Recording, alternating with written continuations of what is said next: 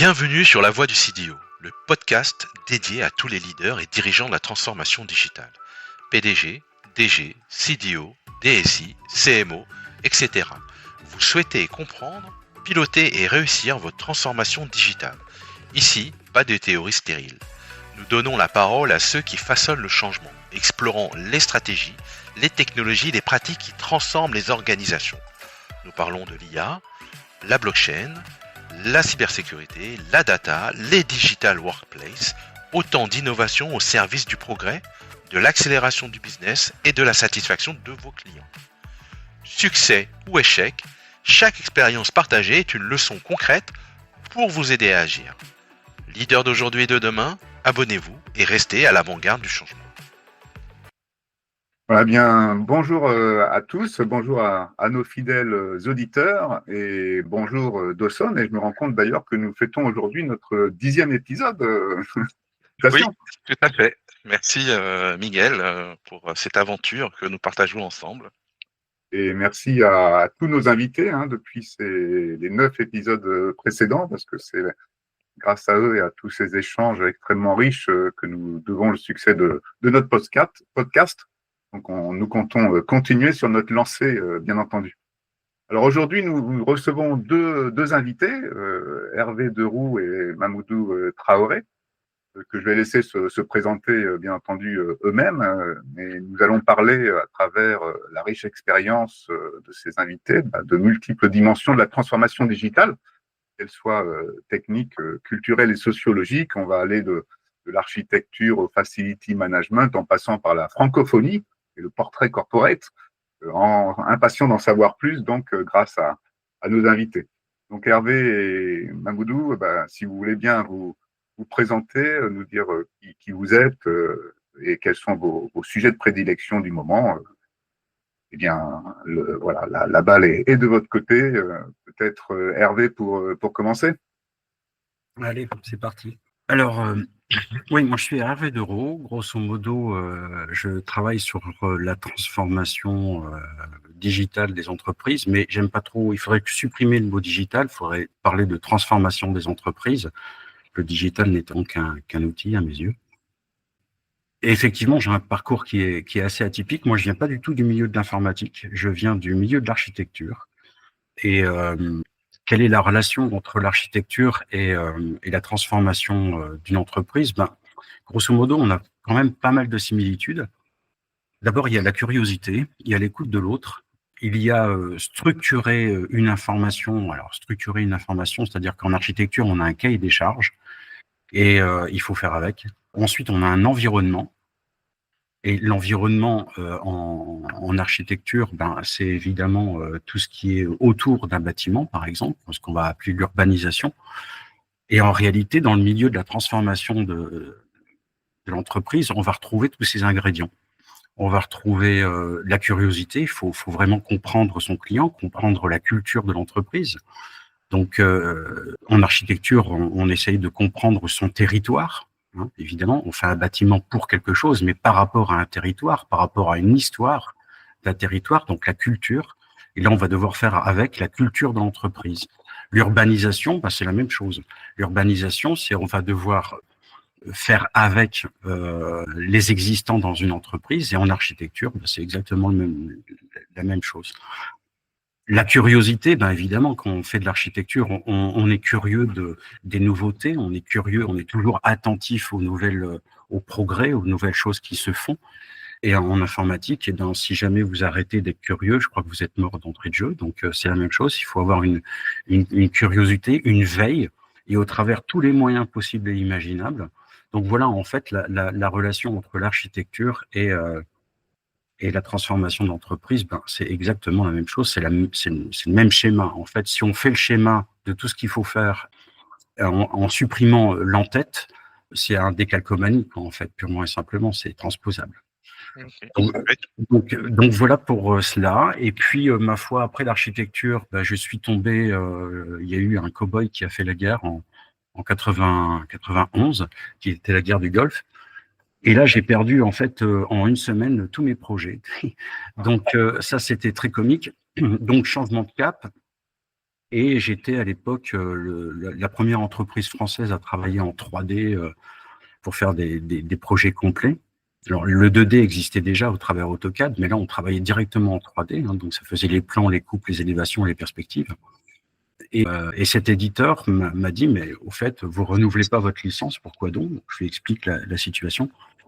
Et il me dit, mais venez donc travailler avec nous, parce que vous connaissez le métier et vous connaissez quand même l'informatique. Vous êtes partie assez prenante du club d'utilisateurs, on va dire.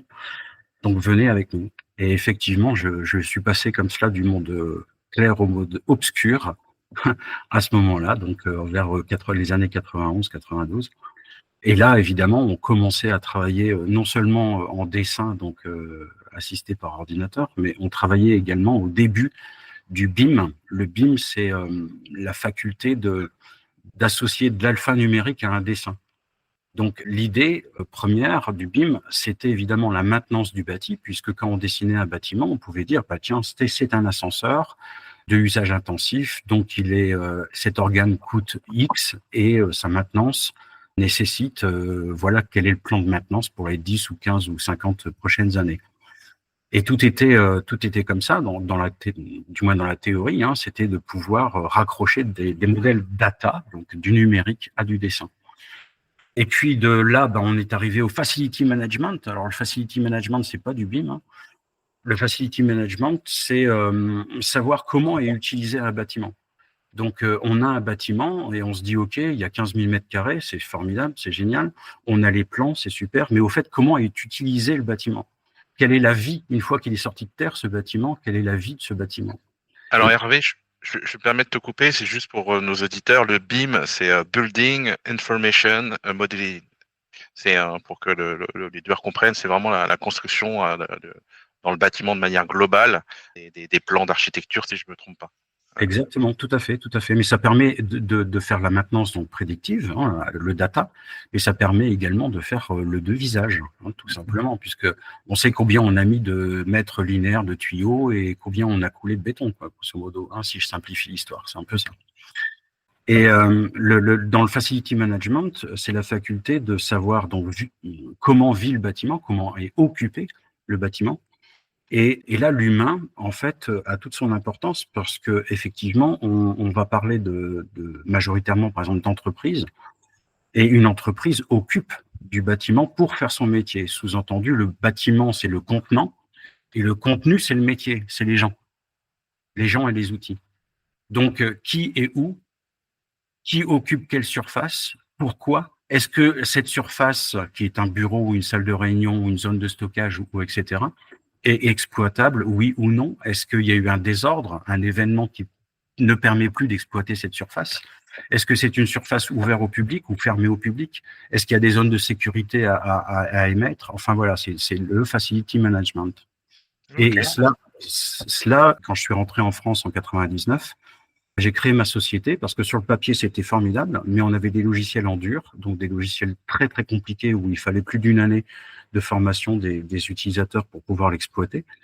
Et ça ne me convenait pas. C'est-à-dire que tout simplement, si un logiciel est capable de faire couler le café avant d'arriver le matin, c'est formidable. Encore faut-il savoir programmer de faire couler le café, quoi, j'ai envie de dire. Et là, il y avait rupture. Et donc, en fait, j'ai balayé tout ça. Je me suis dit, si le logiciel il est capable de faire quelque chose, c'est parce qu'il y a un besoin. Par contre, on a oublié l'humain dans l'histoire. Et on ne fait que répondre à un cahier des charges opérationnel, mais pas à un cahier des charges culturel de l'humain, qui tient compte de l'humain. Et donc, c'est les process qui n'allaient pas. C'est la façon d'utiliser les logiciels qui n'allaient pas. Donc, quand je suis rentré en France, en fait, j'ai édité un logiciel en full web. Donc, non plus un logiciel en dur, mais en full web, et qui permettait de travailler avec une logique tout de suite collaborative, puisque une information dans un bâtiment, en facility management, ça veut dire quoi? Ça veut dire que j'ai un onboarding, j'ai un nouveau collaborateur qui doit rentrer dans l'entreprise. Eh bien, la RH le sait, par exemple, 3 mois avant, mais le poste de sécurité le sait 1 semaine avant, pour préparer le badge et les accès. L'informatique le sait 1 semaine avant pour préparer son poste de travail. Et donc, c'est bien une chaîne collaborative. On évite la ressaisie de l'information et l'information circule au bon timing automatiquement aux différents opérateurs, aux différents services qui forment une chaîne pour pouvoir incorporer un nouveau collaborateur au sein de l'entreprise. Voilà, c'était ça la logique de faire du collaboratif. Et forcément, le full web nous a apporté énormément puisque là, on avait toute l'attitude pour faire du design, c'est-à-dire faire des choses plaisantes à l'œil, simples d'utilisation, qui ne nécessitent pas de manuel, qui ne nécessitent pas de formation, ou alors très peu. Voilà, et c'était ça le concept du départ. Et puis, voilà à peu près mon parcours. Évidemment, ça entraîne une chose qui est d'accompagner l'entreprise dans ce changement, de faire comprendre le changement dans l'entreprise, parce que là, on va amener un logiciel, mais qui va évidemment dépeindre sur la pratique des utilisateurs et et qui fait voler en éclats également les silos de gestion de l'entreprise. Et puisqu'on est dans du collaboratif. Et faire sauter les silos, c'est, je pense, le job le plus difficile à faire. Mais bon, ça, c'est donc un sujet plein et entier qu'on va aborder. Ça va être des beaux sujets de discussion. Hein. Mamoudou, si tu veux bien te présenter également. Oui, avec plaisir. Merci Miguel, merci Dodson déjà pour l'invitation. Enchanté de faire connaissance, Hervé, sur ce podcast. Et puis, félicitations pour ce super parcours. Le parcours n'est pas fait exprès, tu comprends bien, c'est un enchaînement de choses. C'est une glissade non contrôlée, tu vois. Mais c'est bien ça, et c'est très rigolo en fait de se croiser là, parce que j'entendais quelques mots-clés qui m'ont fait sourire dans ton parcours. Tu parlais de curiosité comme étant un petit peu le socle de la transformation. Je peux que abonder dans ce sens. Parmi tes expériences, tu as beaucoup parlé du BIM et de ce que tu as fait dans le Facility Management avec des logiciels 3D dans le début des années 90. Moi, j'ai beaucoup travaillé dans l'image de synthèse au début des années 90, que ce soit à Paris ou en Angleterre, avec des gros logiciels comme Maya, comme Softimage, qui effectivement étaient très compliqués. Mais c'était vraiment super de pouvoir, dès cette époque-là, travailler sur ce type d'outils. On faisait des choses assez magnifiques. Voilà pourquoi j'étais hyper content de t'entendre parler de ça. Ça fait très longtemps que je n'ai pas entendu parler de logiciels 3D. Mais nous sommes des seniors, hein, faut pas l'oublier. Je dirais pas des seniors, je dirais plutôt des cadors, en référence à une de mes nombreuses activités, comme je le disais tout à l'heure. Je pense que les mots sont importants. En tout cas, la connotation senior n'est pas la plus positive, en tout cas dans le discours ambiant. On voit qu'il y a un décalage entre un niveau d'expertise très fort pour des personnes comme toi, comme Miguel ou comme Dawson ou moi-même, avec ce décalage en fait qui consiste à dire que il y aurait une difficulté d'employabilité de ces personnes-là. Je n'y crois pas du tout. Je pense que c'est juste une manière de faire qui reste à inventer pour promouvoir justement cette expérience et cette expertise. Et pour me présenter, effectivement, Miguel, moi, je suis issu du coup d'une formation plus informatique. J'ai aujourd'hui 30 ans d'expérience. J'ai fait toute ma carrière dans le domaine IT et digital. Et j'ai eu la chance, et par curiosité, de pouvoir travailler en tant que freelance dès 2005, donc ça fait 20 ans, dans un tas de domaines différents, que ce soit les télécoms, les médias, la finance, la banque, la pharma, avec à chaque fois deux socles, on va dire, hein, l'appétence sur des sujets nouveaux. Regarder ce qui se fait, comment ça se fait, essayer d'y apporter, on va dire, des touches qui permettent d'améliorer les process en interne pour les entreprises. Et le deuxième volet, c'était toujours de se dire que on est sur des domaines d'activité, que ce soit l'informatique ou le digital. Il y a beaucoup de mouvements. Parler de l'IA certainement un petit peu durant cet échange, et on voit que les choses évoluent beaucoup et c'est hyper stimulant. Et moi, c'est une de mes caractéristiques. J'ai besoin d'être stimulé pour pouvoir délivrer. Faut que ça m'intéresse, faut que j'y sente, que j'y vois quelque chose de nouveau, et ça va m'attirer naturellement. C'est aussi ça qui explique que j'ai pu travailler des assurances. Tu faisais référence à ce point-là un petit peu en introduction tout à l'heure, Miguel, au niveau de la francophonie, en essayant de mettre en place des solutions techniques pour le bien d'un certain nombre de populations en Afrique. Je pense ici à la mise en place de parcours digitalisés de santé qu'on a mis en place avec mon partenaire assureur. Et c'est exactement ce que je disais, le besoin d'avoir des choses nouvelles, le besoin d'essayer d'accompagner ici des clients, là des associations, pour leur faire bénéficier de solutions qui leur apportent un bien-être dans leur vie quotidienne. Quand on travaille en entreprise, on va dire que les enjeux sont un peu différents. On va parler de productivité, on va parler d'améliorer les manières de travailler, les outils, et et c'est ce que je vais retrouver moi dans mon métier. Et encore une fois, c'est ce qui fait que j'ai eu la chance de travailler dans ces différents domaines. Et pour finir peut-être, hein, j'en finirai par là, en tout cas sur ce premier point, la présentation, je dirais curiosité pour refaire le lien avec Hervé. Je dirais besoin d'accompagner et besoin de découverte. Et la transformation numérique, digitale ou la transformation tout. Ça s'accompagne d'abord d'une connaissance fine d'un besoin en face duquel on va essayer de mettre en place des solutions. Les solutions sont informatiques, ERP, CRM, PIM, DAM, ce qu'on veut, mais la clé, c'est le besoin qu'on cherche à servir, c'est le besoin qu'on cherche à solutionner, la problématique qu'on cherche à solutionner, qui va être un petit peu le point de départ. Oui, très, très, très riche, hein. Et ça résonne en tout cas effectivement par rapport à nos expériences aussi, mais parce que souvent on parle de transformation digitale, on parle de technologie, alors que là vous êtes en train de parler d'humain et d'accompagnement, de besoin, de conduite du changement. Donc finalement, cette transformation digitale, c'est l'humain qui en est au cœur, quand même. Donc c'est apparemment le fruit de votre expérience aussi. Donc comment vous adressez ça justement au quotidien et quels sont vos retours d'expérience sur ce sujet?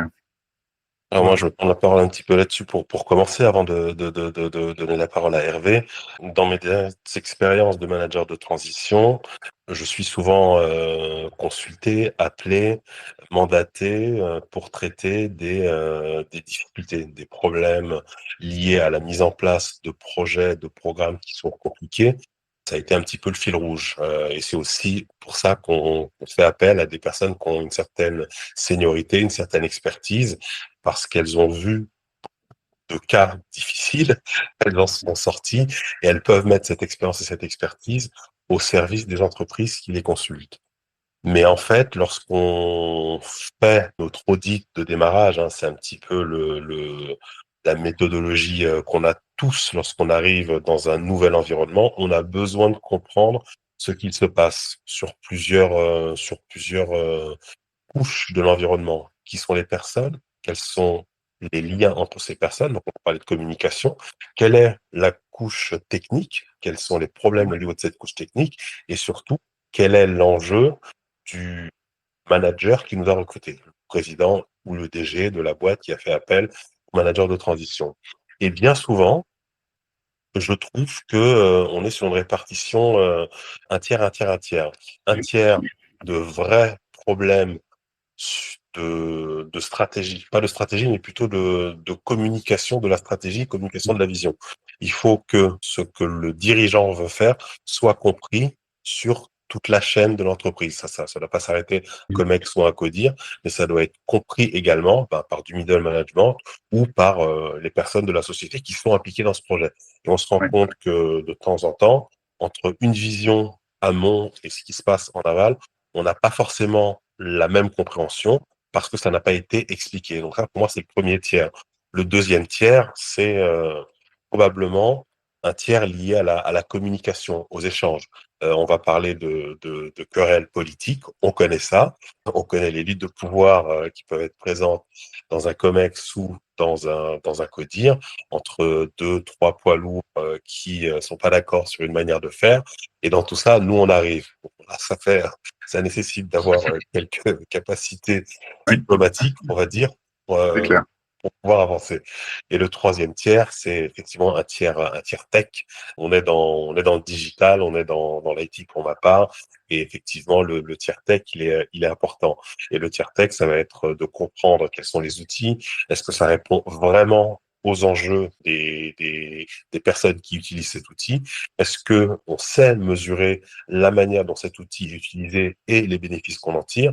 On se rend bien compte que même si on n'a pas de KPI, en discutant avec les personnes qui utilisent ces outils, on se rend compte si oui ou non l'outil répond aux besoins ou si c'est pas du tout ce qu'il faut. Et c'est là qu'on intervient, nous, soit pour mettre en place des actions de correction parce que l'outil correspond bien, mais juste il est mal utilisé. Voilà, on est sur quelque chose d'un peu plus profond, d'un peu plus lourd, qui va nécessiter peut-être le remplacement d'une ou de deux briques techniques dans l'écosystème de l'entreprise. Donc voilà un petit peu moi ce que je vois. Il y a de l'humain, il y a de la tech et il y a de la vision strat. Super intéressant. Et Hervé, de ton côté? Ben moi, j'apprécie bien ce qu'il vient de dire, en fait. Donc, grosso modo, si j'ai rien à rajouter par rapport à ce qu'il vient de dire, bon, si ce n'est que j'ai une démarche un petit peu différente, enfin, c'est pas vraiment une démarche différente, bien. Moi, j'explique d'entrée de jeu que l'informatique, c'est l'informatique et la structure humaine, donc les gens qui fabriquent l'entreprise, en fait, qui sont dans l'entreprise, c'est un peu comme le climat. Alors, vous allez me dire quelle est la relation entre les deux? Ben, c'est assez simple. Il a fallu énormément longtemps pour que l'humain arrive sur cette planète, et ben il a fallu énormément longtemps pour que l'informatique rentre dans les entreprises. Si je regarde simplement à notre échelle, donc simplement dans les années 80, on avait juste un fax et un Minitel. Oui. C'est pas aussi vieux que ça. Moi, j'ai vu l'entreprise de mes parents s'arrêter parce que on mettait un fax en marche dans l'entreprise. C'est-à-dire que tous les gens de l'atelier, il y avait 70 personnes qui sont montées dans le bureau pour voir fonctionner un fax. C'est-à-dire qu'on faisait un dessin d'un côté et puis il y avait un dessin qui sortait de l'autre, quoi. C'est quand même dingue. Donc, grosse avancée technologique dans la communication dans les années 80, mais c'était une communication entre pros, d'entreprise à entreprise. Et puis dans les années 2000, alors il s'est rien passé entre 80 et 2000, de toute façon, on est clair là-dessus, puisque c'est que dans les années 2000 qu'on a sorti le fameux Nokia 3210, youpi, le petit téléphone vintage que tout le monde voudrait bien retrouver d'ailleurs.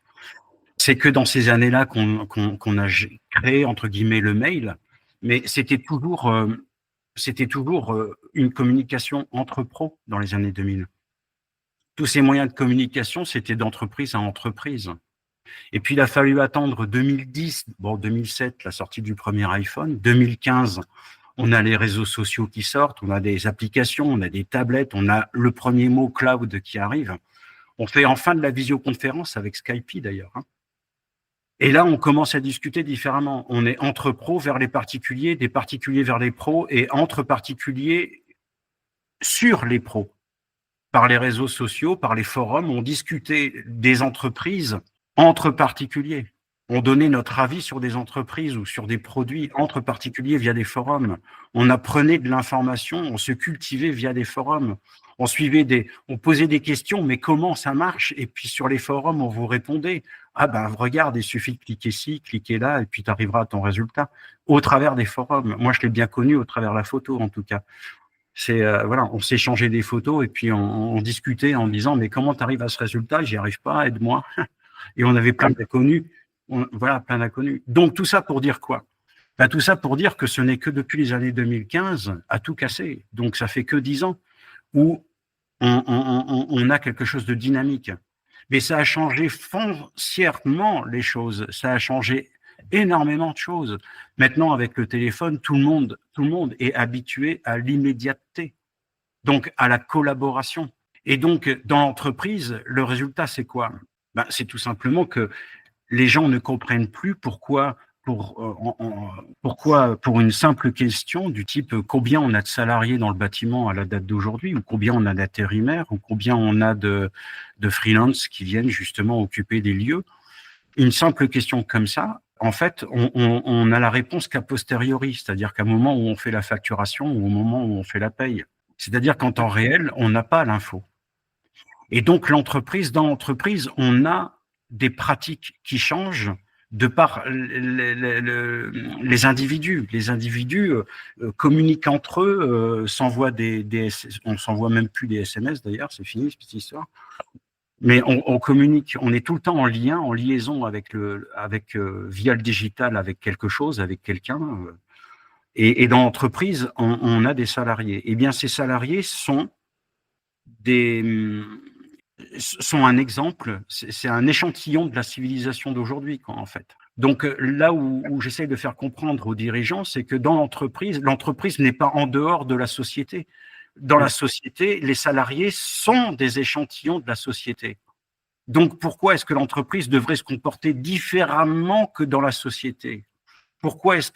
Comment peut-on maintenant expliquer à des collaborateurs que ah bah oui, je suis désolé, le champ n'existe pas sur ton masque de saisie, et puis ta procédure, ah oui, tu dois t'adapter à l'informatique, oui, je comprends.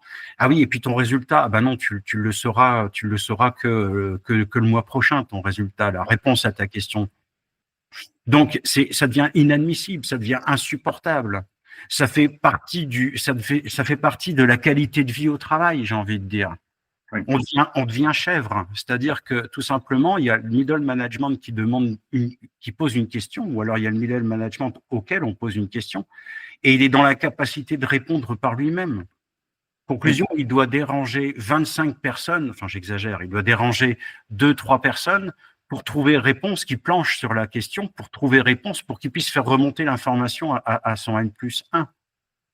Mais le temps de recherche dans une entreprise, le temps de recherche d'une information, en moyenne, c'est 20 minutes. Donc, moi, si j'explique aux dirigeants que, en fait, la problématique, c'est que si on est d'accord pour payer des gens, vu le tarif horaire en France chargé, si on est d'accord pour payer des gens à faire 3 recherches en moyenne par jour, c'est-à-dire 1 heure pour rien, de non-productivité, pour être clair.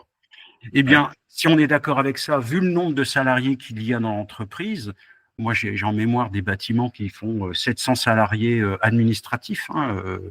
Je parle des groupes pharmaceutiques, par exemple, qui étaient de mes clients. Et on a 700 à 800 personnes administratives et chacun perd 1 heure de son temps par jour à chercher de l'information. C'est quand même dingue. Oui, c'est dingue. En fait, tu es en train de dire que dans le monde du particulier, enfin du consumer, comme on dit, les gens sont finalement beaucoup plus en avance maintenant grâce à cette révolution technologique et des usages donc, que nous avons connus ces dernières 10-20 années, et donc bien plus en avance finalement dans les usages que dans les entreprises. Donc ça veut dire que les entreprises n'investissent pas ce qu'il faut pour justement rendre productifs correctement et à travers cette transformation aussi des usages leurs propres employés. Absolument, et c'est absolument. Et ce qui est d'ailleurs un comble, puisqu'il faut quand même se rappeler la genèse de tout ça, c'est l'entreprise qui a amené l'informatique dans le particulier. Oui, à l'origine, oui. Et maintenant, c'est le particulier qui est en avance sur l'entreprise. Alors oui, je vais rebondir sur ça. Hervé, je trouve fascinant cette réflexion parce que je constate, moi, dans le marketing ou dans l'enseignement, on voit dans le marketing que l'arrivée de TikTok et certains réseaux sociaux, finalement, il n'y avait pas de formation pour communiquer sur ces leviers-là. Et finalement, ça a été que le particulier qui s'en est saisi. Au départ, sur YouTube, la même chose. Il n'y avait pas de formation pour créer des vidéos impertinentes comme Squeezie, qui représente aujourd'hui des dizaines de millions d'audience. Il l'a fait par passion, par intérêt et en tant que particulier. Et aujourd'hui, il amène... finalement, les entreprises sont dépassées par ces nouveaux outils qui occupent en fait la scène internationale pour le coup, de TikTok, de ces influenceurs qui font que l'entreprise, aujourd'hui, si elle doit trouver un profil qui serait les utiliser, elle les trouverait pas dans les écoles. Exactement. Oui, tout à fait. Mais c'est justement ça, c'est qu'à la date d'aujourd'hui, en 5 ans, juste en 5 ans, les pratiques ont énormément évolué. Elles ont explosé, les pratiques. Et donc, évidemment, il y a un déficit.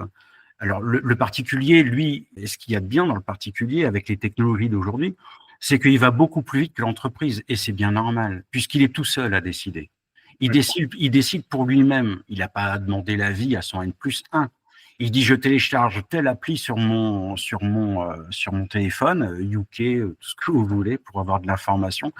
Mais ça va également sur les systèmes d'aide à la conduite. Je pense à Coyote, par exemple, où en temps réel, l'air de rien, on prévient quelqu'un d'autre que l'on ne connaît pas. On est en mode collaboratif et on prévient quelqu'un d'autre d'un incident sur la route. Enfin, quand je dis incident, c'est pour rester en règle avec la législation. Mais voilà, donc les gens ont l'habitude dans le privé de travailler en mode collaboratif sans même le savoir. Mais ils sont tout seuls à décider. Donc la prise de décision est très rapide.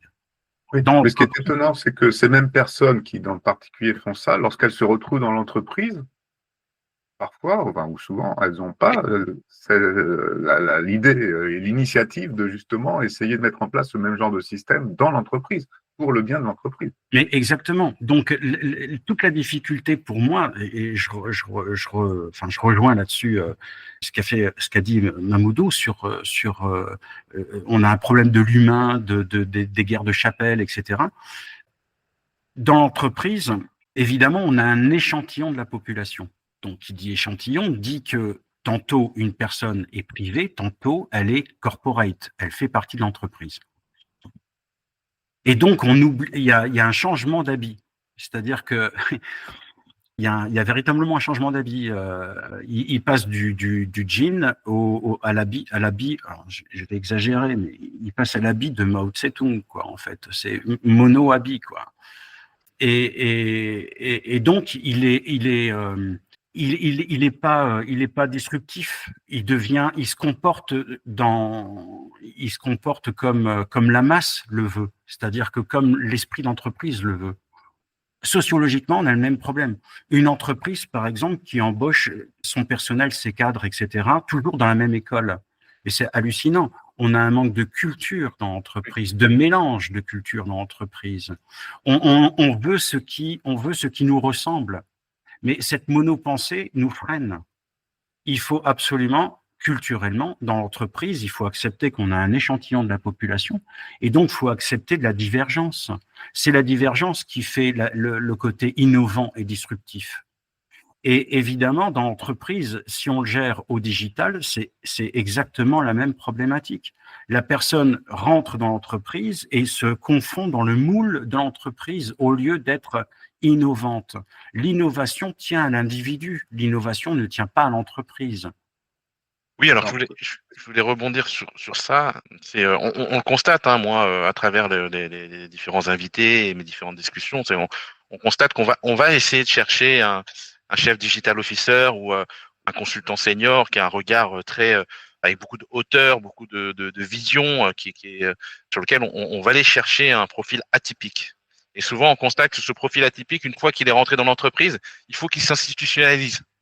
C'est-à-dire que toute la valeur qu'on crée dans l'individu, qu'on cherche dans l'individu en disant il faut que les choses changent, lorsque la personne intègre l'entreprise, on lui reproche finalement de pas s'adapter à l'entreprise et de finalement de mettre en sourdine toute sa créativité ou toute finalement sa richesse à l'extérieur. Absolument. Or, nous, entre guillemets, donc j'aime pas la notion de titre, CDO, machin, etc. Mais bon, en tout cas, des personnes à peu près de notre profil. Et ben, le seul qui est heureux dans cette histoire, c'est certainement Mamoudou. Pourquoi? Parce qu'il dit, moi, je travaille en freelance. Quel pied? Pourquoi? Parce qu'il ne doit pas, justement, rentrer dans ce moule. Il est freelance. Et un freelance a une autre écoute. Un manager de transition a une autre écoute qu'une personne incorporée dans l'entreprise. Il a une autre posture. Il ne doit pas répondre à son N+, rien du tout, d'ailleurs. Et ensuite, il a une position qui est tout à fait stratégique puisqu'il est transverse aux différents services. Donc, il discute avec les différents directeurs de service. Et souvent, un directeur de service tient beaucoup plus à son poste donc que au commun. Or, le manager de transition, il doit faire comprendre que l'intérêt individuel est un gain pour la personne, il doit avoir un gain, l'individu doit avoir un gain, mais au profit du commun, donc au profit de l'entreprise. Donc, c'est du donnant-donnant. Et ce que le manager de transition doit dois faire comprendre aux différentes équipes, aux différents directeurs de service, c'est que le jeu du donnant-donnant, c'est un truc magique. Tu vas avoir un gain de confort et de productivité, toi, individu, mais toute la stratégie qu'on va mettre en place et auquel tu vas venir m'aider, toi, responsable de service, est au profit du commun, de l'entreprise. Et donc, là, c'est génial. Là, mais je me rappelle, enfin, j'ai plein d'anecdotes là-dessus, mais dont une, ça exprime bien cette chose. J'arrive chez un transporteur qui fait de la croissance externe. Donc, en fait, ça veut dire qu'il rachète tous les transporteurs autour de lui pour pouvoir croître et avoir un marché unique régional. Bref, une hégémonie sur un secteur. Et pour ce faire, il y a évidemment des clients historiques ou des nouveaux clients d'ailleurs, qui font des appels d'offres, qui disent voilà, j'ai un transport exceptionnel, j'ai un truc de levage exceptionnel, enfin bon, etc. J'ai des grues à mettre en place. Quel est votre prix? Et bien qu'ils appartiennent, toutes les agences qui sont issues donc de la croissance externe, enfin bon, incorporées au groupe, répondent à des devis, mais avec des prix différents pour le même client. Donc, évidemment, quand j'arrive là, je leur dis, écoutez, les gars, il y a juste un truc qui ne va pas, vous vous mettez vous-même en concurrence. Donc, le minimum, c'est quand il y a un appel entrant, enfin, un appel d'offres, quoi. Eh bien, que, grosso modo, tout le monde le sache et tout le monde puisse se coordonner pour répondre correctement, plus par rapport à vos stocks. C'est-à-dire que, par exemple, une grue non employée coûte cher. Donc, si dans une agence, on a des grues non utilisées, c'est peut-être lui qui devrait avoir le marché parce que la grue sera utilisée, donc plus rentable. Et j'ai eu un soulèvement. Tous les directeurs d'agence qui étaient en face de moi me disaient « Mais tu vas pas commencer à nous apprendre notre métier ». Je disais « Non, j'ai besoin que vous m'expliquiez votre métier. Moi, je connais pas votre métier. Moi, j'ai juste un regard externe et je me rends compte qu'il y a juste un il y a un problème sur un sujet donné qui n'a rien à voir avec votre métier. C'est juste du bon sens. Mais du bon sens, vous pouvez pas le voir puisque vous avez la tête dans le guidon. » Oui, c'est ça. Et que vous ne connaissez pas forcément la solution, entre guillemets, technique qui permettrait de partager justement cette information plutôt que de la garder en silo. Voilà. Et donc, moi, j'ai besoin de vous, entreprise, parce que je connais pas votre métier, mais j'ai juste un rapport d'étonnement. Voilà. J'ai un rapport d'étonnement et donc j'ai peut-être une solution à vous soumettre et peut-être une méthodologie, d'ailleurs, pour arriver à nos fins. Mais voilà. Mais quelles sont les recettes, Mamoudou, peut-être les recettes pour justement, parce que j'imagine que vous avez aussi plein d'expériences positives, réussies de transformation. Donc, quelles sont les recettes pour arriver à accompagner justement ces entreprises où c'est N plus quelque chose dans la chaîne hiérarchique en tout cas, et faire en sorte d'arriver à ce qu'ils voient comment ils peuvent transformer aussi bien individuellement que collectivement, effectivement, leur pratique. Bien sûr. C'est une bonne question. C'est une question à laquelle on se heurte en tant que manager de transition. Quand on arrive dans cet écosystème régi par des lois dites ou non dites, il y a de la hiérarchie entre un responsable qui soit directeur et ses équipes. Il y a de la transversalité entre des directeurs. Il y a des poids qui sont pas les mêmes entre les entités. Donc il y a pas mal de points qu'il faut analyser rapidement. Les recettes, en fait, elles sont multiples. Il n'y a pas une recette qui marche à chaque fois. Il y a, je pense, d'abord et avant tout un peu de psychologie. Hervé le rappelait, lorsqu'on arrive dans une entreprise, les gens, ils sont d'abord concernés par leur boulot. Comment je fais pour que mon boulot soit toujours là demain? Je sais que ça va tanguer, je me protège moi. Et c'est naturel. C'est tout à fait naturel et c'est très bien que ce soit comme ça. Parce que ça veut dire que les gens sont attachés à leur poste. Donc ça, moi, j'aime bien ça et je l'ai compris très rapidement. Ça veut dire que on ne peut pas présenter un projet de transformation dans lequel on mettrait en danger un responsable d'équipe sans pourtant lui donner cette vision du pourquoi le changement et qu'est-ce qu'il va en tirer et comment est-ce qu'on a besoin de travailler ensemble pour le mettre en place. Parce qu'il y a une chose qui est juste pas négociable, c'est le statu quo. On arrive, on est mandaté par le N plus 1 plus 1 plus 1 qui est le président, qui est le DG de la boîte, qui est la personne qui décide. Et cette personne, tous les internes lui sont rattachés. Et nous, encore une fois, on n'est pas dans la hiérarchie. Je suis pas dans l'organigramme. Je n'ai pas à répondre hiérarchiquement à qui que ce soit. J'ai un client. Et mon client, c'est le président ou le DG.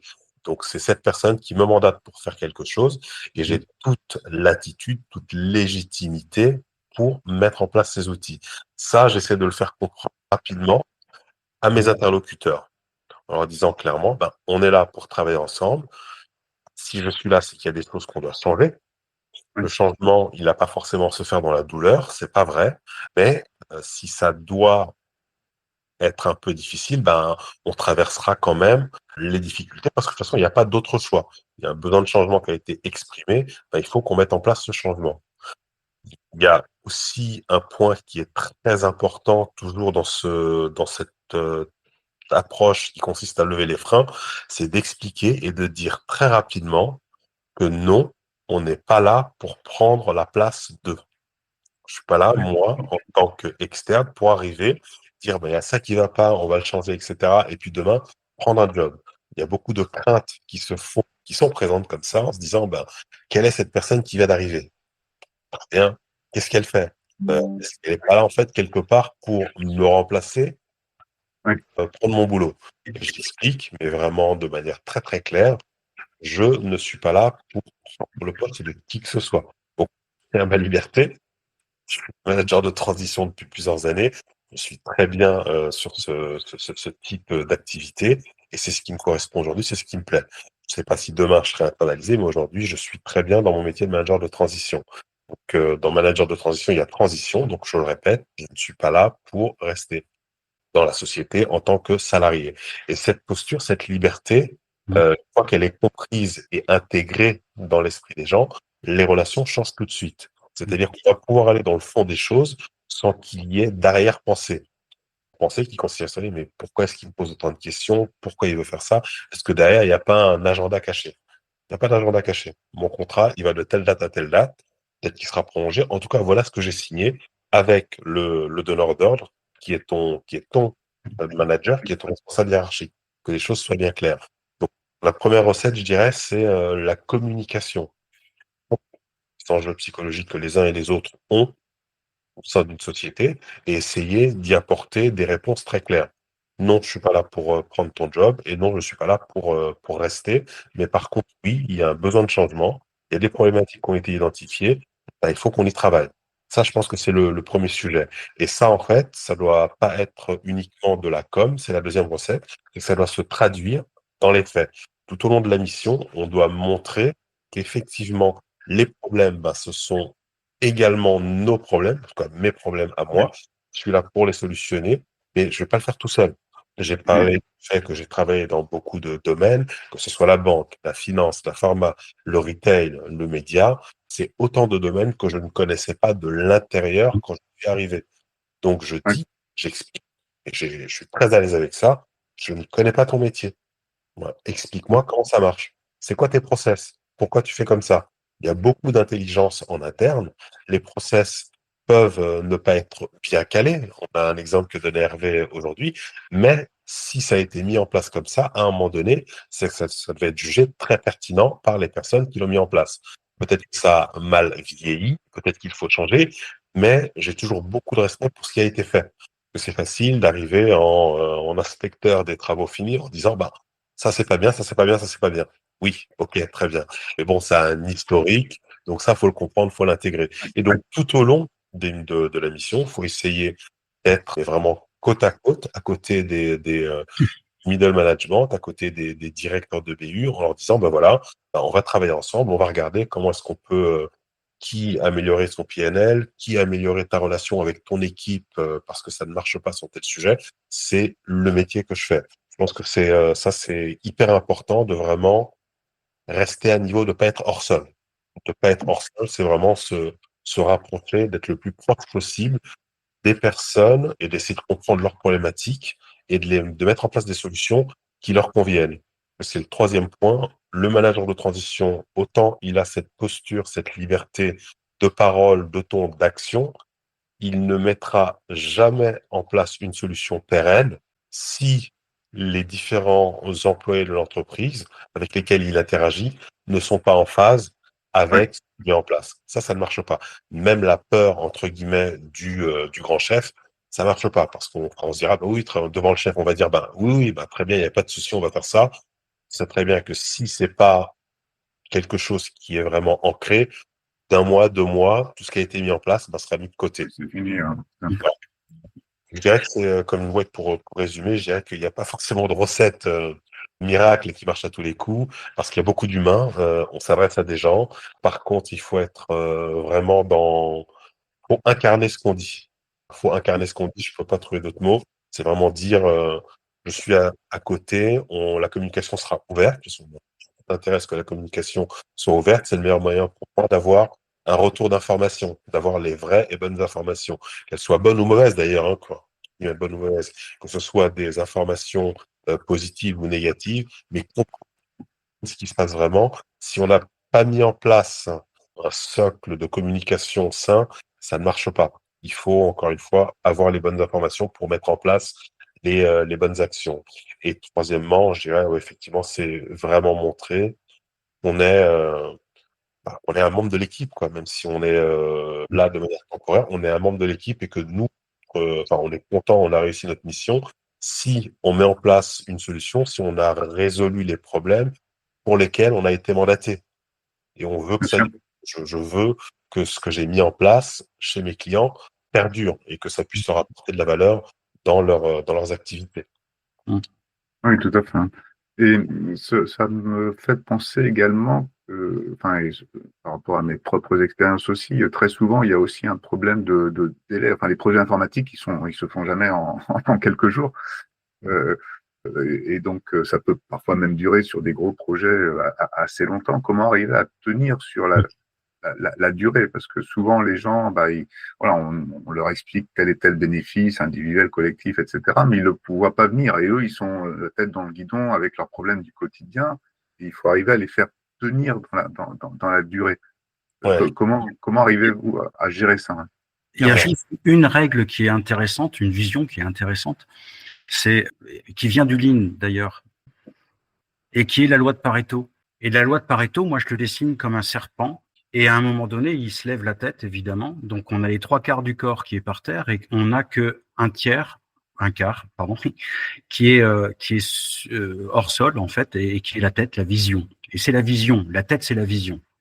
Le truc maintenant, c'est que au bout, il s'avère que c'est un serpent à sonnette. Alors, c'est génial parce que en fait, il fait pas de bruit au niveau de la tête, mais il fait énormément de bruit au bout de la queue. Et ben pour gérer un projet sur du long terme, il faut le dessiner comme ce serpent. Donc il faut pas s'attaquer tout de suite à la tête, qui est la vision, mais il faut s'attaquer à tout ce qui fait du bruit, c'est-à-dire la queue. D'accord.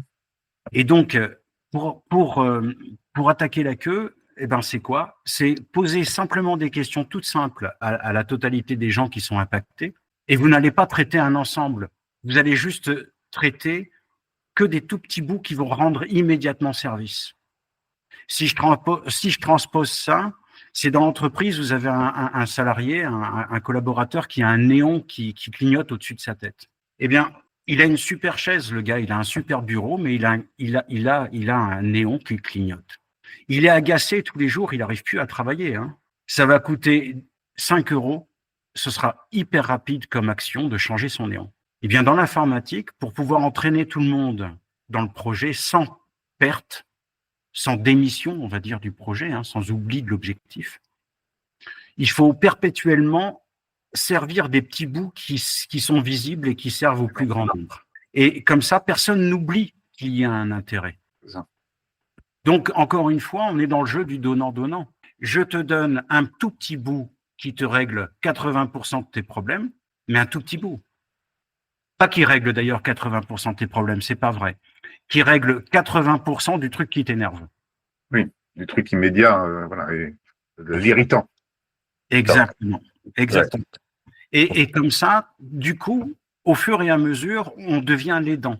Et Par comme contre, on tu te positionnes dans une stratégie globale, néanmoins. Enfin, toi, c'est absolument, toi, oui, mais ça c'est la tête du serpent. On perd pas quand même l'objectif. Donc on a un fil rouge, évidemment. Mais dans ce fil rouge, en fait, nous, on est des éternels apprenants.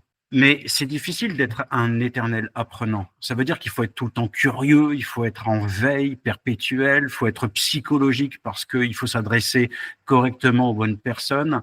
Il faut entraîner les gens vers nous, donc il y a une part également de psychologie là-dedans.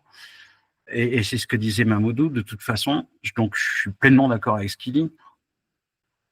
Mais donc, une fois qu'on dit on est des éternels apprenants, ça veut dire aussi que, et c'est ce que disait Mamoudou, on prend du plaisir à ce qu'on fait. On ne peut être bon que dans ce que l'on aime. Sauf qu'on a nous-mêmes, nous, dans notre fonction, une difficulté gigantesque qui est de pouvoir perdurer, qui est de pouvoir tenir le stress, tenir le coup. Parce que forcément, on a les directions qui veulent un résultat immédiat. Alors, quand est-ce que ça marche? Alors, mais j'en sais rien, c'est les développeurs montent une pipe, ils en ont peut-être pour 3 jours de plus pour pouvoir délivrer le truc parce qu'ils ont un problème technique. Mais le gars en face, il en a rien à faire. Lui, il veut mettre le contact et que ça démarre. Oui, mais il faut concevoir la voiture. Et concevoir la voiture, c'est pas un produit fini, il faut la concevoir. Donc, ça demande des années. Donc, évidemment, il faut amener les gens dans le projet. Alors, il faut leur faire, vous avez fini de fabriquer le moteur et juste le moteur, d'ailleurs, il est même pas monté dans la voiture. Eh ben, faites rugir le moteur, allumez le moteur, faites rugir. Les gens, ils vont être dans l'atelier autour du moteur, ils vont rien comprendre au moteur, comment il marche. Mais vous le faites rugir. Vous avez déjà entendu un V12 rugir? Et là, les gens dans l'atelier, ils font « Waouh, surpris, waouh, c'est génial ». Bon, il marche pas le moteur, il n'est pas encore dans la voiture, les gars. Ouais, c'est vrai, moi j'aime beaucoup cette image parce que ça renvoie effectivement cette notion de quick win ou de win tout court dans des projets longs. On a besoin effectivement, intervalles réguliers, d'insuffler quelque chose de positif, quelque chose qui continue à engager les équipes. Hein. Et de la même manière, sur cette loi de Pareto, on parle bien de priorisation. Quel est le plus gros irritant que je vais essayer de solutionner? Les 2 problèmes principaux, tu comprends, c'est ça et ça. Très bien. Essayons de les solutionner. Et ça, tout de suite, ça fait gagner en adhésion des équipes sur le projet en se disant, tiens, c'est pas mal. Là, on avait tiens, on a fait sauter le verrou. C'est pas mal. Bon, ok. Ce qu'il nous dit là, le manager de transition, bon, c'est pas que du pipeau, hein. C'est pas que des PowerPoint. Voilà. Il a fait le truc, on a fait le truc ensemble. Bon, allez, on remet une pièce pour voir. Et c'est comme ça, encore une fois, en incarnant ce qu'on a dit dans un COMEX, dans un CODIR, en l'incarnant en réalité au jour le jour, on va pouvoir continuer à embarquer les équipes. Et sur des sujets, des projets très, très, très longs, ça peut être très difficile. Hein. Je parle d'expérience, mettre en place un ERP, et Dieu sait que j'ai mis en place des projets difficiles. Je sais que ça peut être extrêmement éprouvant. C'est des projets longs, difficiles, sur lesquels il y a beaucoup de questionnements avant, pendant.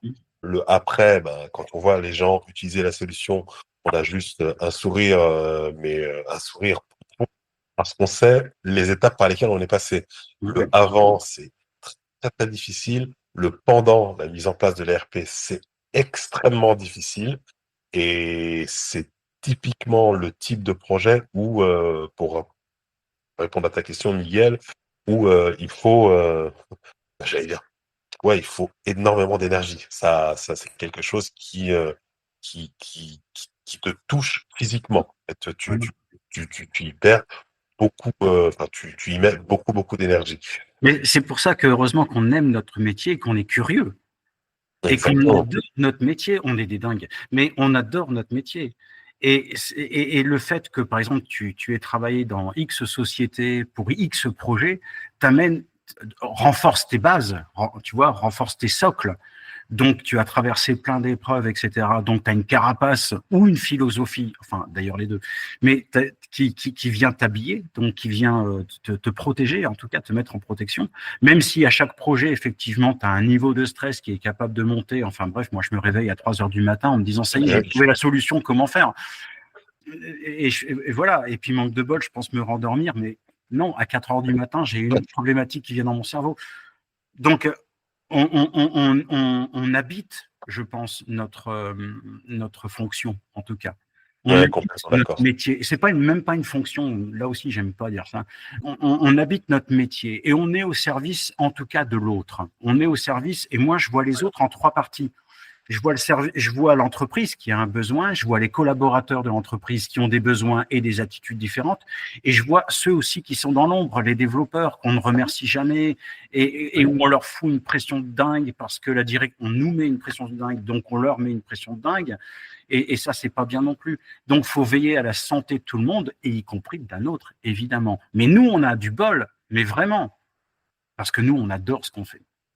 C'est vrai. Donc, C'est vrai. on est capable de défoncer des murs simplement parce et de tenir la longueur, simplement parce que on croit en ce que l'on fait. On voit, in fine, quand même l'apport de notre action et c'est vachement gratifiant, l'air de rien. Ah, bien sûr. Donc, on y prend du plaisir, on y prend un plaisir de dingue. Et moi, je me revois en train de jubiler, sauter tout seul dans mon salon, en train de dire yes! Et parce que ça y est, ça marche, qu'on a livré et qu'on a une certaine satisfaction.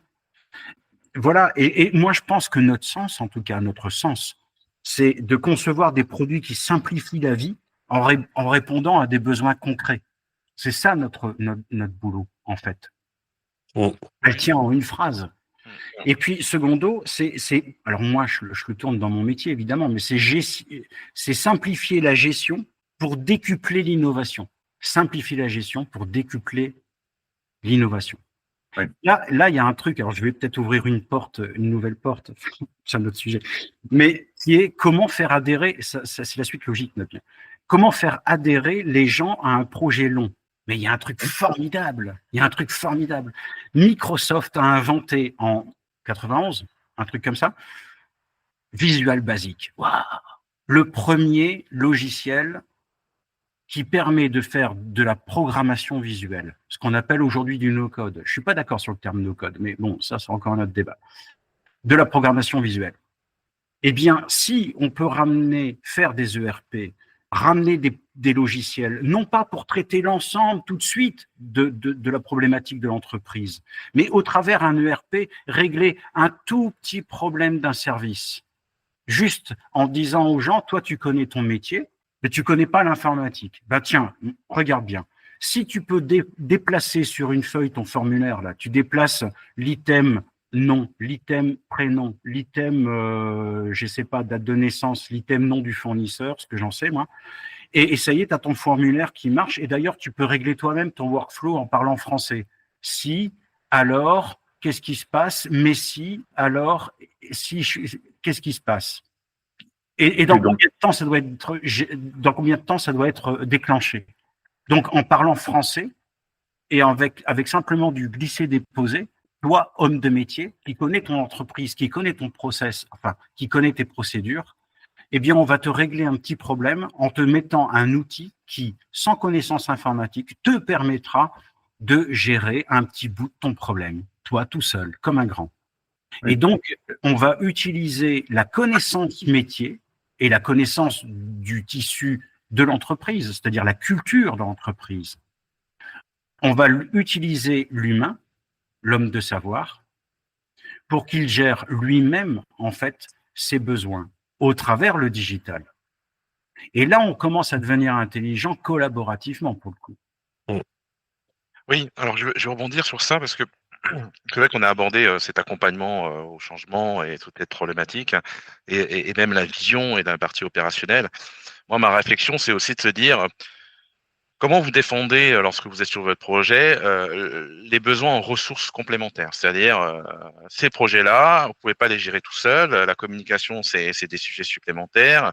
Les développeurs et l'accompagnement des différentes verticales de l'entreprise, que ce soit la dimension de la verticale financière, marketing, commercial, logistique et informatique et autres, puisque il y a des coûts qui s'accumulent. Les ressources humaines, les coûts qui s'accumulent. Dans le prévisionnel de départ et j'imagine surtout des milestones du projet, on est confronté finalement à des situations où finalement le niveau de maturité de chacun des services est peut-être pas au rendez-vous et il va falloir avoir un accompagnement supplémentaire. Comment vous gérez ça? Mais regarde, alors là je vais faire vachement court. Ça va me changer, tiens. Alors, si tu démocratises le digital, l'informatique, donc déjà, ça veut dire que la formation, elle est réduite à sa plus simple expression. Hein. Tu fais une vidéo, tu montres qu'il suffit de glisser un item et glisser un deuxième item sur un formulaire et cliquer sur le bouton enregistrer pour avoir le formulaire qui te va. OK. Tu fais une autre vidéo de formation qui dit qu'est-ce qu'un workflow? Ben, un workflow, écoute, c'est ça.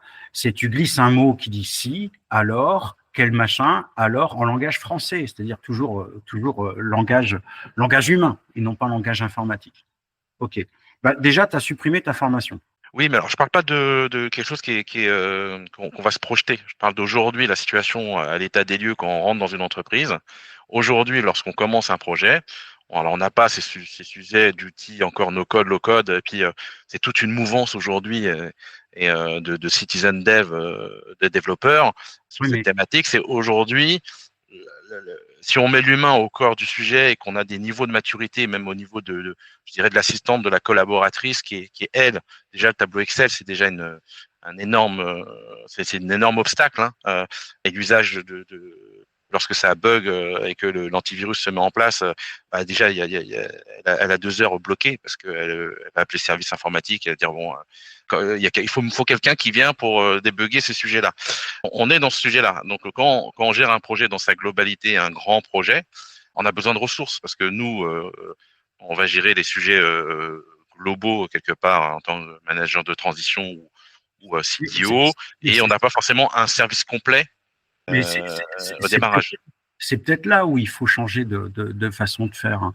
Le manager de transition digitale, donc nous, en fait, ce que l'on doit faire, c'est aider l'entreprise justement à ce qu'elle arrête de se poser les questions que tu viens de poser, en fait. Donc, c'est pas toujours possible, Hervé. Il y a parfois des grands projets quand même qui nécessitent effectivement des dizaines de développeurs ou quelles que soient les ressources ou de services entiers. Voilà, ça dépend de la taille des entreprises. Donc, c'est quand même une problématique effectivement qui se pose réellement.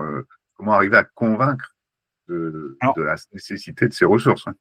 Alors, et des budgets, parce qu'il faut que ça rentre dans les budgets. Oui, ça va super. Évidemment, je suis tout à fait d'accord avec ça. Sauf que si je fais le constat, on a 5500 ETI en France. 5500. Donc ça veut dire que 5500, c'est pas énorme. Hein. On a 5500 et que sur ces 5000 ETI en France, il n'y a que 5% qui sont indépendants. Tout le reste, les 95% donc, hein, appartiennent à des grands groupes. OK. Bon. Donc, ça veut dire quoi, en fait? Ça veut dire que, très honnêtement, les grandes entreprises, en toute théorie, elles devraient être structurées et avoir les fonds nécessaires pour lancer un développement avec 10 développeurs. Quoi. Donc, si elles ne le font pas, c'est plus un problème d'organisation interne, j'ai envie de dire, de vision, parce que le développement qui est nécessité pour X, Y besoin est bien généralement en dehors de leur métier. C'est-à-dire qu'ils n'ont pas conscience. Très, très souvent, les entreprises, tu parles des ETI, je connais des ETI qui n'ont même pas de DSI au sens strict du terme, parce qu'elles ont grossi avec plutôt des responsables informatiques qui gèrent le quotidien, finalement. C'est ça, mais c'est pas forcément l'informatique reste pas au centre de leur activité, donc du coup, alors que tout est digital aujourd'hui, donc on peut pas imaginer une seule activité qui n'ait pas besoin du digital. Donc il faudrait être structuré. Donc comment arriver justement à convaincre En fait, moi je pense qu'il y a, moi je prends des exemples récents que j'ai eu à traiter sur une ETI justement indépendante, 5800 ETI effectivement en France, dont moins de 5% qui soient indépendantes, c'est vraiment pas beaucoup. D'ailleurs, ça ouvre un autre sujet sur la compétitivité de la France par rapport à ses voisins européens. Je pense à l'Allemagne et à l'Italie qui ont beaucoup plus de TI. Je referme un petit peu cette parenthèse pour répondre à la question. En fait, je pense qu'il y a deux choses sur lesquelles on peut travailler. La première, c'est lorsqu'on planifie un projet, il est de bon ton, c'est un petit peu un passage obligé, de prévoir ce qu'on appelle une contingence. Donc, contingence soit au niveau planning, soit au niveau budgétaire, soit au niveau nombre de ressources qui vont être impactées par le projet. On ne sait pas. C'est pas quelque chose qui est juste à la virgule près. C'est pas vrai. Que ce soit le planning, que ce soit le PNL budget, c'est quelque chose de très vaillant. Donc, on va rajouter à chaque fois une contingence. Et même ça reste quelque chose d'assez abstrait pour un dirigeant de TI, même un dirigeant de grand groupe. C'est très abstrait. On lui montre quelque Ouais. chose sur le PowerPoint. Il se dit, bon, OK, il m'a dit que le projet allait coûter 2 millions et qu'avec une équipe de 40 personnes, en 12 mois, ils auraient fini. Bon, OK, on retient les grands chiffres. Par contre, gouvernance qu'on met autour du projet, ce qu'on fait, nous, en tant que manager de transition, on a des comités de projet auxquels on va assister, des comités de pilotage, des comités de direction, on va restituer l'avancement du projet. Donc, je pense que c'est là aussi qu'il faut arriver impliquer, montrer à ce COMEX, à ce comité de direction, comment le projet avance. On est dans les clous. Non, on n'est pas dans les clous. Et c'est là où tu poses ta question, en fait, Dawson. On n'est pas dans les clous, il se passe un truc. J'explique qu'on a pris du retard. Pourquoi est-ce que je pense que dans 20 mois, on va avoir besoin d'aller chercher 2 ou 3 ressources supplémentaires parce qu'il y a une personne à la compta qu'il va falloir aller renforcer parce que je la sollicite sur le projet et qu'il y a un BAU qu'il faut faire tourner. Ben ça, les gars, il faut qu'on l'anticipe. C'est peut-être un CDD qui va être là présent pendant 6 mois parce que ça va nous permettre de ne pas perdre du temps sur le projet principal. Bon, très bien.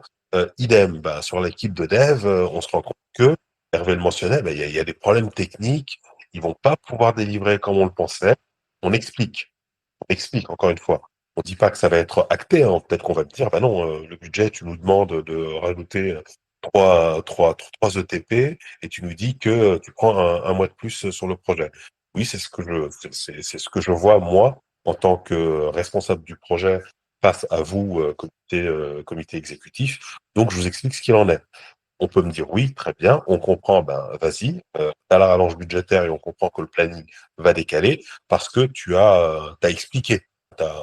C'est pas quelque chose qui est venu comme ça à brûle-pourpoint et surtout, tu peux pas le faire quand t'es le nez dedans. Notre travail, c'est aussi d'anticiper. Et ça, nous, on a cette vision. On a ce recul, avec Hervé, on a ce recul, se dire, bon, OK, voilà comment les choses évoluent. J'entends ce que mon équipe de dev me dit. OK, moi, avant même qu'ils me disent, bah, peut-être qu'il y aura besoin, tu sais, Mamoudou, de rajouter une personne, je peux l'anticiper. Je sais, je ne dis pas que le risque est là, mais je peux d'ores et déjà le remonter comme ex à mon client, en lui disant, ben voilà, potentiellement, il va se passer ça. Un mois avant, 15 jours avant, et je lui dis, bon voilà, le risque qu'on envisageait, ben, la probabilité, ouais, elle est à 90%, ben, il faut qu'on le fasse. Qu'est-ce qu'on fait? On reste comme ça et on décale le projet parce qu'il y a des problèmes de cash flow dans l'entreprise, on n'a pas les moyens d'eux, ou alors oui, on a quand même les moyens et on peut absorber ce surcoût. Oui, non, c'est une discussion, encore une fois. Mais tout réside, je pense, moi, on a beaucoup à jouer dans l'anticipation et dans Oui. l'implication dans la vie du projet. En fait. Oui, tu combines communication et anticipation. En fait, il y a ces deux notions, Ouais. communiquer et anticiper. Parce que si tu fais au dernier moment, ça va pas. Mais donc, il faut C'est ça. savoir anticiper aussi. Voilà. Et la communication constante. Donc, je crois que c'est fondamental, effectivement. Ouais. Mais tu vois, enfin, je comprends bien la question, hein, mais je dis simplement que moi, personnellement, je ne vais pas éduquer le TI. Voilà. Je ne vais pas lui dire, au fait, il faut que tu passes au digital. D'abord parce que ça veut dire que si je suis obligé de lui dire ça, c'est que déjà, il n'a rien compris. Ça veut dire il maîtrise son métier actuel, mais il maîtrise absolument pas les enjeux des mouvances de la société. Il est en dehors. Il connaît son métier et dans ce cas-là, il est monoculture. Il n'est pas curieux et moi, j'ai pas le temps de refaire son éducation. Donc moi, mon boulot, c'est d'évangéliser en fait les pratiques, d'accompagner la transition et non pas de créer la transition. C'est l'entreprise qui doit être suffisamment mature pour se dire je dois créer de la transformation dans mon entreprise. C'est pas à moi de lui dire au fait si tu bouges pas tu meurs. Parce qu'à la date d'aujourd'hui, il y a quand même plein d'exemples qui disent certains monstres, certaines sociétés connues mondialement, je pensais à Kodak, mais il n'y a pas que Kodak, puisque Kodak, c'est un cas d'école. Mais, et qui sont passés à côté de l'innovation, en fait. Ils sont passés vraiment à côté. Ils étaient ils faisaient de la photo, enfin, dans leur tête, ils faisaient de la photo. Ben, non, non. Toi, tu penses produit au lieu de penser utilisation.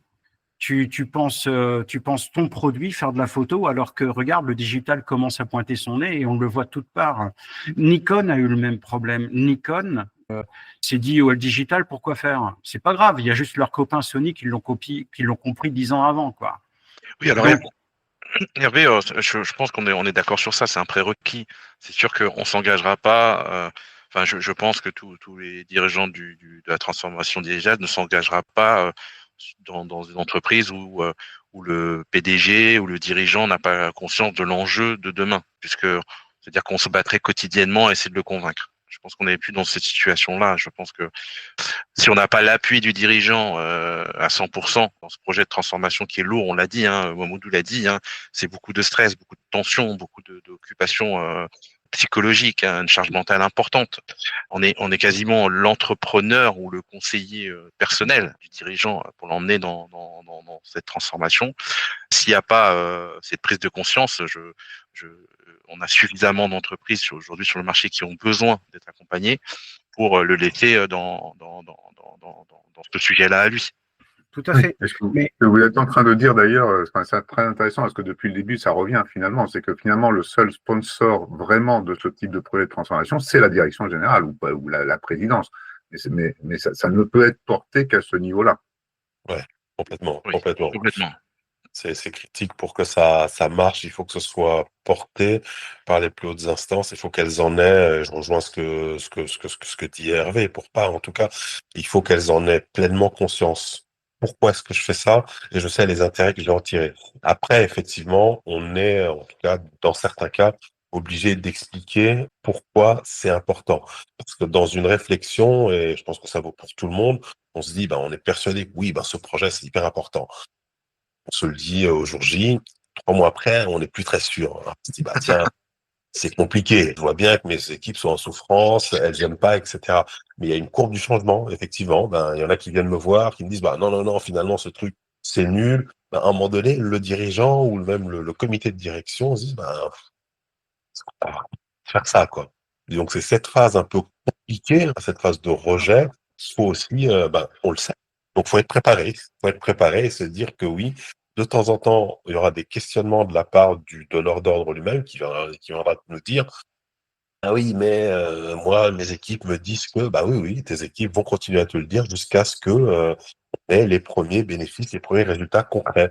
Et ça fait partie de la courbe de gestion du changement, hein. On la connaît tous, cette courbe-là, qui va nous permettre d'arriver au bout du projet, de se dire, oui, la transformation a été acceptée. Mais avant qu'elle soit acceptée, il y aura du rejet, il y aura peut-être dans certains cas des personnes qui auront complètement refusé la solution avant qu'elles se disent, finalement, pourquoi pas, ça marche bien. Et puis dans cette courbe-là, on a aussi des early adopters, on a aussi des ambassadeurs qui sont là, qui comprennent le pourquoi on le fait. Comme je le disais tout à l'heure, on fait pas les choses sans les équipes internes pour que ce soit un succès. Il faut qu'on puisse avoir un socle, un bloc, même petit au début, qui comprennent ce qu'on fait et puis se mettre avec eux et puis faire avancer le projet. Moi, j'ai tendance à beaucoup utiliser cette citation qui m'a beaucoup accompagné dans mes projets. C'est cette citation de Schopenhauer qui disait: toute révolution passe par 3 étapes, le ridicule, la peur et après l'évidence. Et à mes collaborateurs, je leur disais, mais vous n'attendez pas de reconnaissance de l'entreprise. Lorsque les choses sont adoptées, les choses vont dire, ça a toujours existé. C'est normal. C'est normal, finalement. Alors que le travail a été fait. Et je dis, la seule reconnaissance que vous aurez, c'est simplement parce que les sujets sont adoptés. Et personne s'en aura rendu compte. Ouais, mais c'est ça. Ouais. C'est assez ingrat, des fois. C'est assez ingrat, effectivement. Oui, tout à fait. C'est une belle conclusion à notre podcast. Je vois que nous arrivons presque à la fin de notre temps. On a eu une très belle discussion. Dawson. Alors, tu me laisses conclure. Alors, je vous remercie, Hervé et Mamoudou, pour ce partage d'expérience riche. Et j'ai l'habitude de conclure ce podcast en vous demandant à chacun 1 ou 2 ou 3 livres que vous pouvez nous recommander qui vous a accompagné dans votre parcours, pas que professionnel, mais qui a marqué votre parcours de vie. Voilà. Alors, 2 ou 3 livres, je lis plutôt des polars en ce moment. Ouais. J'en ai lu tout au long de ma vie. Non, mais il y en a un qui est très, très important, en fait. En tout cas pour moi, je parlais beaucoup j'ai beaucoup parlé en introduction, en tout cas, du volet psychologique, mental. Et il y a un très bon petit bouquin, moi, que je recommande, c'est de Philippe Silberzahn, je crois, qui s'appelle les modèles mentaux. Et D'accord. lire ça, moi, ça a été une révélation parce que ça cartographiait quelque part un certain nombre de modèles mentaux qu'on Oui. peut rencontrer en entreprise. Et c'est un peu un précis comme ça qu'on peut utiliser pas dans la vie de tous les jours, mais je dirais en entreprise, c'est pas mal. Merci, Mamoudou. Hervé, Oh là, je dirais que bon, je vais éviter tous les livres sur l'informatique et tout le tremblement, parce que ça, c'est, sur le c'est, BIM, notamment sur le BIM. oui, non, mais oui, sur tout ce que vous voulez. De toute façon, ça ne cause exclusivement que de moyens, c'est-à-dire d'outils, de technologie. Or, la technologie, de toute façon, elle doit être au service au service du service, c'est-à-dire donc de l'humain. Et, et donc, moi, j'ai bien apprécié pas mal de livres sur la psychologie, c'est-à-dire comment aborder des conflits, comment ceci, comment cela, comment emmener les gens. Et une fois que j'avais lu pas mal de livres sur la psycho, ben, je me suis intéressé à un truc un peu plus haut. Je ne sais pas pourquoi, mais je crois que c'est la suite logique, qui est la psychologie des foules de Gustave Le Bon. Oui, oui, tout à fait. Alors, la psychologie des foules, pour moi, c'est vraiment le livre qui résume tous les autres bouquins de psychologie. Parce que quand on parle de foule, ça veut dire que, et c'est ce qu'on va retrouver en entreprise ou dans les organisations, peu importe si c'est une entreprise d'ailleurs, puisque dans la partie administrative, c'est à peu près la même chose.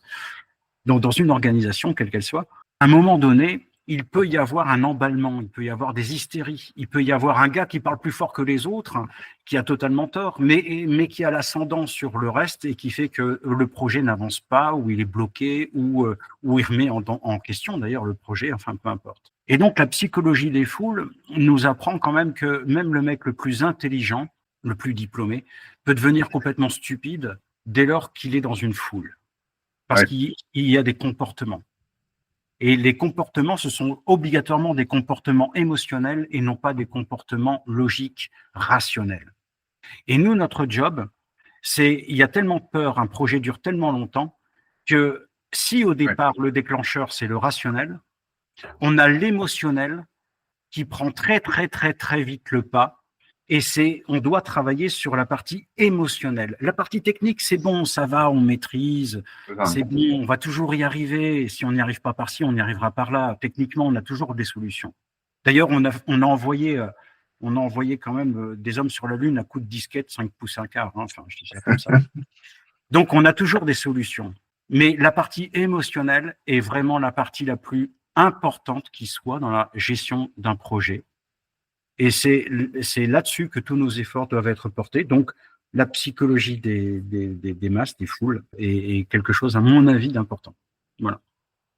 Bah, merci beaucoup, Mamoudou et Hervé, pour ce moment de Merci. partage. Oui. On abordera ce sujet effectivement de la communication avec un de nos prochains invités. Je vous fais le teasing un peu avant. Et puis, bah, merci. Merci à tous les deux. Merci Hervé Merci. également. Je vous en Merci prie. à vous tous. J'ai juste une petite chose pour conclure, je pense, qu'on n'a absolument pas abordé.